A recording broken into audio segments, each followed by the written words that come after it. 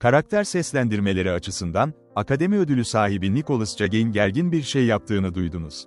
Abartılı ve kötü bir şey yaptığını duydunuz. Mırıldanan bir şey. Düz ve dar görüşlü bir kahraman, tabii ki. Peki ya boğuk, kelimeleri zar zor çıkarabilen bir ses? Neredeyse merhum Bob Einstein'ın Curb Your Enthusiasm filmindeki Marty Funkhouser'ı ve The Godfather filmindeki Marlon Brando'nun dokunuşu gibi. Jagge bunu son filmi için kullanıyor, sadece Gunslingers adını verdiği bir western filmi, aslında geçmiş klasiklerin yeniden yorumlanması olmayan tanıdık bir isim.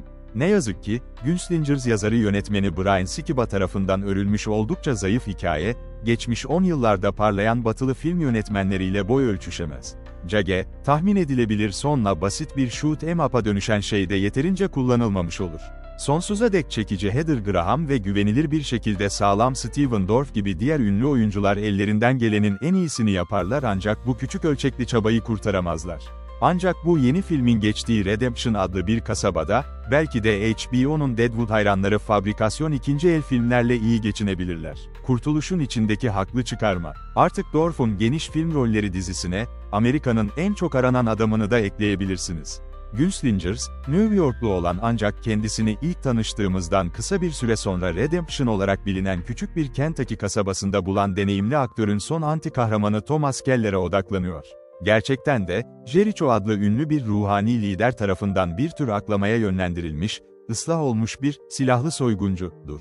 Topluluk direği, yukarıda bahsedilen ben, D.I.Y. Doktoru Lin ve diğer ıslah olmuş ateşli kafalıların karışık bir torbası da dahil olmak üzere, küçük Kentucky kasabasındaki diğer artık barışçıl kanun kaçakları arasında yaşıyor. Sonra, her şey, her yerde aynı anda bu çöl kasabasına gelen şans eseri olaylarla Hateful Eight'e dönüşür, en azından Thomas'ın dünyası açısından. Bekar anne Val neredeyse kasabaya gelir ve küçük kızıyla birlikte açıkça bir şeyden kaçmaktadır. Val'in Thomas'la olan bağları, belirli şans eseri karşılaşmalar ortaya çıktığında kısa sürede yüzeye çıkacaktır. Val ve çocuğu, Bella'nın yönettiği yerel bir otelde sığınırlar, Bella, gürültücü Redemption sakinleri arasında huzuru sağlamayı başarır, ta ki Val'in kaçtığı şey kasabaya gelene kadar. Gerçekten de, Quentin Tarantino'nun 2015 yapımı western filmi akla geliyor çünkü Redemption'ı istila eden çete, Robert adında acımasız, gözleri bantlı bir deli tarafından yönetiliyor, ki bu adam Thomas'ın kardeşi olur. Nicholas Jagge'in bir yolculuğun sesi. Tüfekler hızla ateşleniyor ve yıldırım hızındaki silahşör Thomas, Amerika'nın en çok aranan kişisi haline nasıl geldiğini kısa sürede açıklıyor. Kovboy fanatikleri, bu filmin aktörlerinin ve dublörlerinin çete ve yerliler arasındaki bitmek bilmeyen bir dizi çatışmada el toplarını ne kadar hızlı çıkardıklarını gösteren ekran sanatının tadını çıkaracaklar.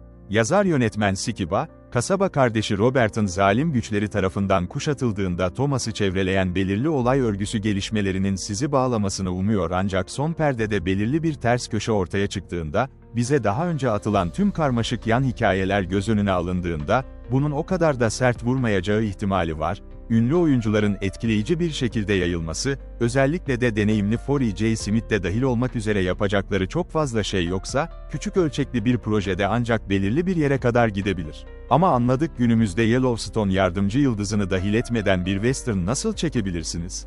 Ve sonra, başrol oyuncusu Heather Graham var, ki ne yazık ki aynı derecede kısıtlanmış Dorff'un yanında anne rolünde çok fazla kısıtlanmış durumda. Ünlü oyuncuya daha fazla çalışma fırsatı sunan bir western istiyorsanız Graham'ın diğer yakın tarihli gerilim filmi Place of Bones'a göz atın. Ve son olarak, Gunslingers'daki Jagge ve birkaç sahnesi hakkında birkaç söz. O, ürkütücü gösterisinin ardındaki Ben rolünde kayboluyor, ancak filmdeki en belirgin karakter, yarattığı aynı derecede rahatsız edici sesten daha fazlasını istememize neden oluyor. İşte bir öneri, Ben'e adanmış bir film veya en azından kısa bir film yapın ve onun lekelenmiş ses tellerinin böylesine trajik bir duruma nasıl düştüğünü keşfedin. Belki de Gunslingers'daki çılgınlıktan ve öldürme çılgınlıklarından, kanun kaçakları için güvenli bir limana sertleşmiş, tütünle tatlandırılmış bir yolculuğu yansıtıyor, ki bu da nihayetinde türde şu ana kadar gördüğünüz her şeyin hayal kırıklığı yaratan bir karışımı gibi hissettiriyor. Lionsgate'in yapımcılığını üstlendiği Gunslingers filmi 11 Nisan 2025'te sinemalarda, isteğe bağlı olarak ve dijital platformlarda gösterime girecek. Gunslingers'a 10 üzerinden puanım 5.